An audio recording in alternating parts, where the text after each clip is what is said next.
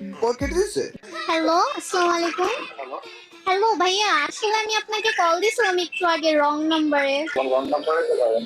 জি ভাইয়া, আমি অনেক সরি, আপনাকে শুধু শুধু কল দিয়ে আমি একটু ঝাড়াঝাড়ি করলাম। আসলে আমি ভাবছিলাম কি আমার বয়ফ্রেন্ড মনে হয়, এই জন্য ওকে কল দিয়ে চিল্লাচিল্লি করতেছিলাম। জানেনই তো ছেলেরা কেমন হয় একটু।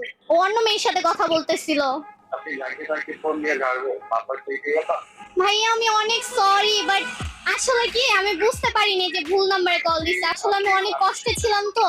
আপনি গান ধরে বারবার উপকার করছেন। ভাইয়া আমার একটা উপকার করবেন আপনি? উপকার করে আপনি সরি একটু বলে তারপরে গান ধরে করতে হবে।